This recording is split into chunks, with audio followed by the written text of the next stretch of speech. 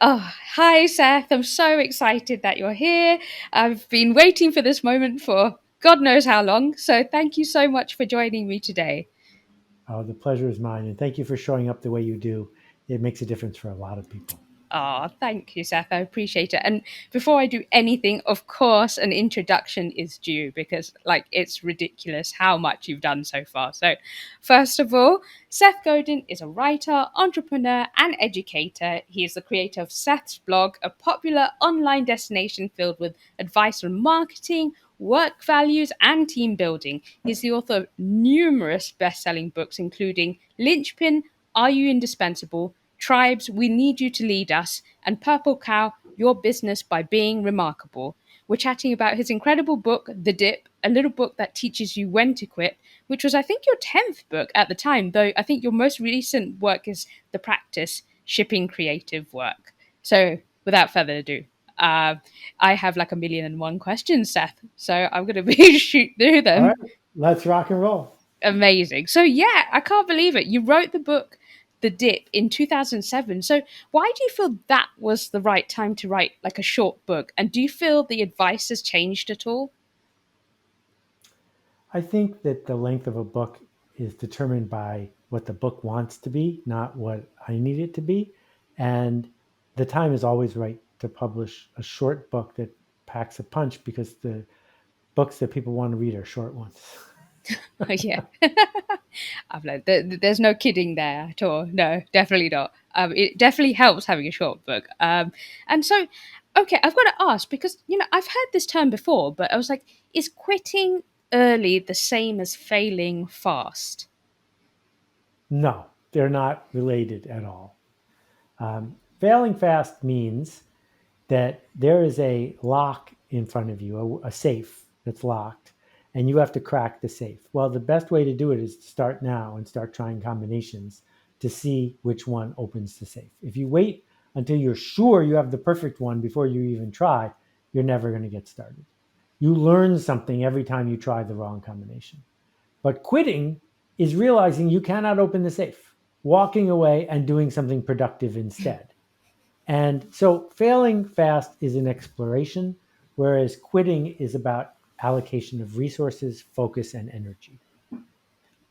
God, okay, that makes a lot more sense.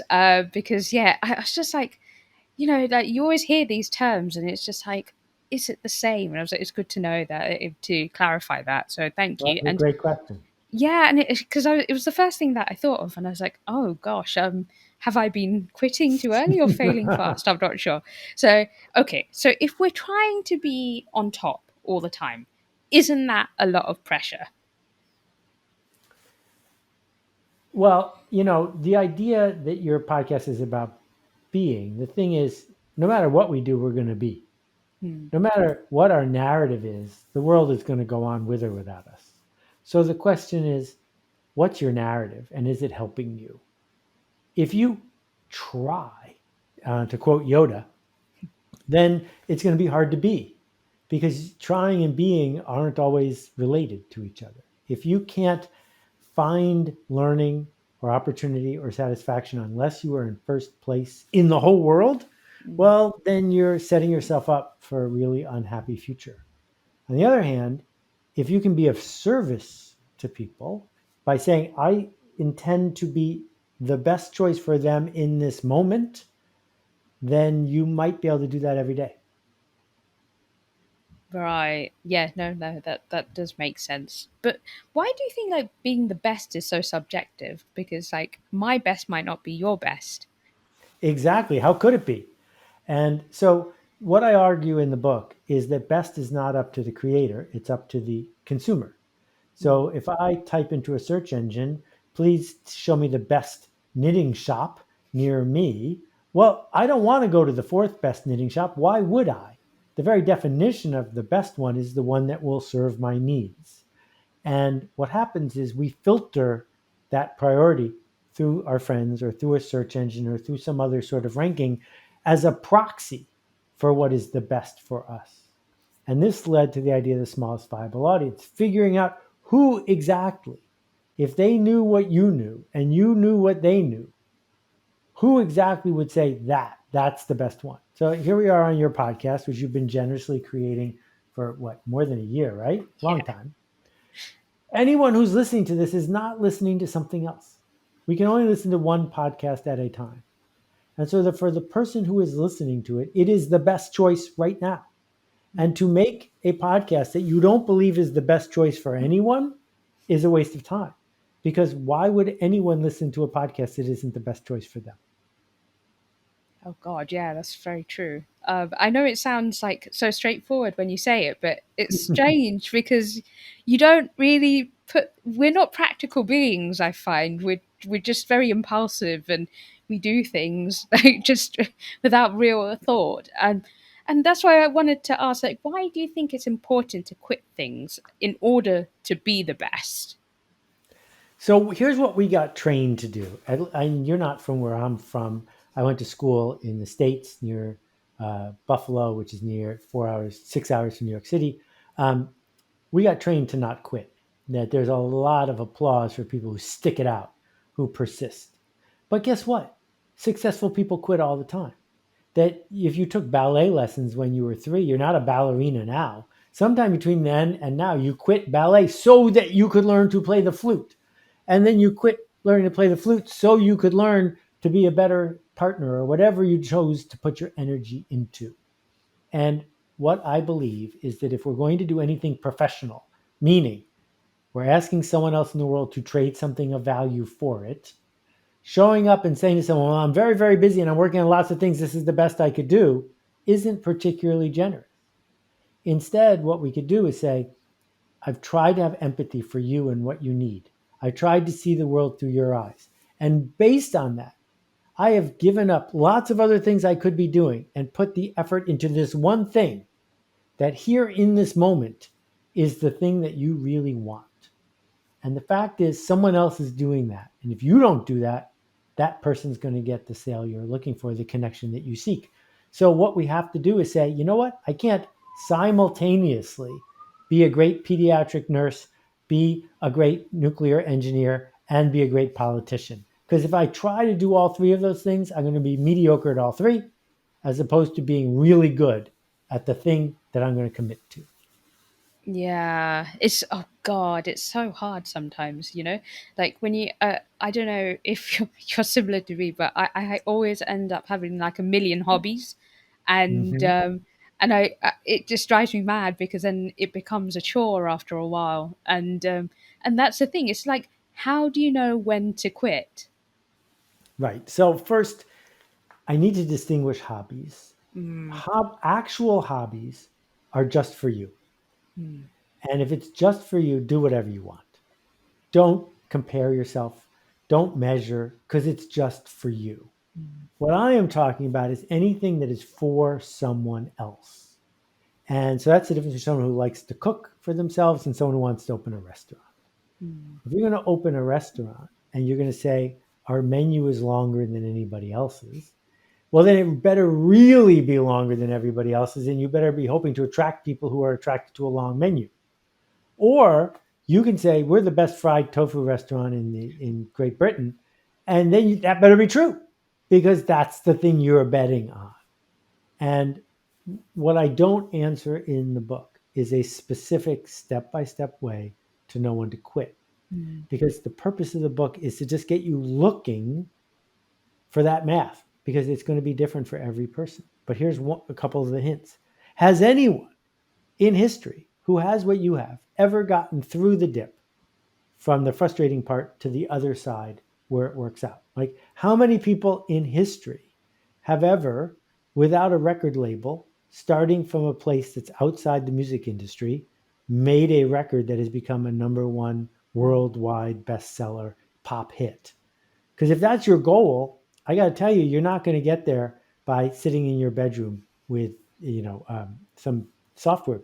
It's not going to happen. It's never happened. The alternative is to say, pick something to work on where someone before you has gotten through the dip and made it to the other side. If you want to be a heart surgeon, we know how heart surgeons become heart surgeons. You can follow the path. Now, every once in a while, someone goes through and does something that's never been done before. I'm not against that. I'm just saying it's a little unrealistic. That's no, you're right. We need to kind of look at our role models sometimes, but it doesn't always work out, does it? It's isn't it? It's just I always think like all these amazing people that end up doing so many amazing things, and I think a lot of us, especially I think the younger generation, believe it's anything is possible and everything is possible. So it's like, do you find that, for example, the social media generation, do they quit quickly when things don't work out, or do they stick things out a bit too long? Well, I'm really hesitant to pile any generation into a Mm, category. So if we think about Greta, high school student in Sweden, does one thing for 6 weeks and it gets a few people's attention. mm, And if she said, "All right, now I need to go back to playing video games," we wouldn't be talking about her now.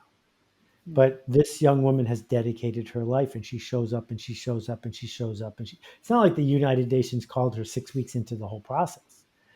Many people are slacktivists. They tweet something or they make a TikTok and they think they're done. The question is, what about the people who have made it to the other side? What do they have in common? mm. What they have in common is they stuck with something, especially when it wasn't working. And so I'm in favor of quitting, but I'm also in favor of sticking. We have to decide what's worth the cost, what's worth the energy. How are we going to get other people to come with us on the journey? Mm.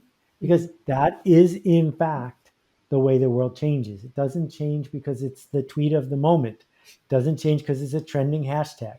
The world changes because somebody showed up, showed up, showed up, and showed up and outlasted all the critics. Oh God, yeah. No, it's a great example. She really is just absolutely remarkable. Just her sailing by herself on a boat all the way to the US, just fantastic. A rarity so far, but I feel like hopefully we get more and more people doing things like that. And so as you mentioned, so in a way she leaned into a dip, and but how do you know when to lean in and when to leave the cul-de-sac? You don't. Oh, You you don't. don't. That's my point. But you better be looking. You better be paying attention because many of the people I know who are stuck either because they quit all the time and they never accomplish anything because it's a good place to hide. It's a Mm, safe place to be. Oh, I started a podcast. Oh, that was a few months ago. Now I'm running this. Now I'm doing that. The people who stick with it and stick with it and stick with it are the ones who get to the other side of the podcast. Like Mark Maron, his podcast made it to the point where Obama was a guest. No one listened to Mark Maron for the first 100 episodes. My blog, no one read it for the first year. And I publish every day, right? You show up and you show up and you show up. mm, But then there are other people who are still showing up 20 years later working on the same screenplay. Guess what, buddy? No one's ever going to finance your screenplay. If in 20 years you can't find someone who's interested enough to have you make a pilot, it's never going to happen. You should stop. mm. Either go make a new screenplay or go find something else to do. If you're sticking with a screenplay for 20 years, it's because you're hiding. It's because it's giving you a safe place to not accomplish anything. Oh God, yeah. Actually, I never even thought of it like that, which is yeah, a hiding place, a safety net, essentially. I didn't think that. I thought these people are persisting so much, but actually, maybe they're not. That's really interesting because I always give my partner a hard time that he never sticks to his hobbies at all or doesn't stick to things. And actually, maybe, yeah, okay, I see where this could be the case. But so, how do you know why you may fail to be the best? Like, there's times where you're just like, I don't get it. Like, why isn't this working? Okay, so working is another loaded word. Working for who? The thing is, almost anything you try to be the best at, you will fail. That there are 500 other people trying to make the best pizza in Kensington. There are 300 other people who are trying to write the next best novel on this category. Just do the math. You're probably going to fail. And you can learn from what didn't work, right? So I've written 7,000, 8,000 blog posts. Half of them are below average. Only a few of them reached a lot of people, right? I don't know exactly which one's going to work next. Well, we set up a life where we can resiliently keep playing the game so that we can learn as we go. And one of the things we learn is to understand the genre. So if somebody sends me a book, I can tell in 3 pages if it's good or not. How can I tell? Because I've written 120 and read 10,000. That's how. And when I started my first year in the book business, I got 800 rejection letters in a row. Wow. And that's because I didn't know how to see. And so part of what we get from sticking around and not quitting is we learn to see if we're honest. And being honest means go make some predictions. Go look at 20 TikToks and you tell me in advance which ones are going to go viral and spread. And until you can regularly tell me, you don't know. And you can learn, you can understand the genre. That's so interesting. So it's experience, isn't it? Just building your tolerance, Right, but resilience. some people mistake persistence for experience. That there were people I worked with in the book business who randomly got lucky every couple years and they thought they were smart. They thought they were pattern matchers. They weren't. They were just sticking around long enough for the lottery to come up with a ticket for them. That is different than the rare person who actually can talk intelligently about what works and what doesn't. So, Chris Blackwell, who helped Bob Marley become famous, Chris Blackwell could tell in 5 minutes if a song had a shot, whereas the typical musician couldn't tell because he developed a theory and a thesis and he tested it all the time.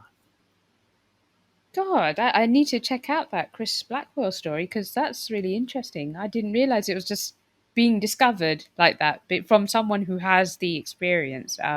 That's really interesting, actually. I've being a big Bob Marley fan myself, so that's really great. And that's good to know because I was like, oh my god, why am I doing this?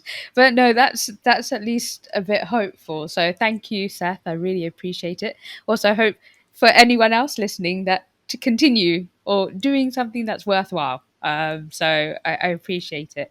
Huge thanks for spending your time with me today. What a pleasure. It's great to get to know you.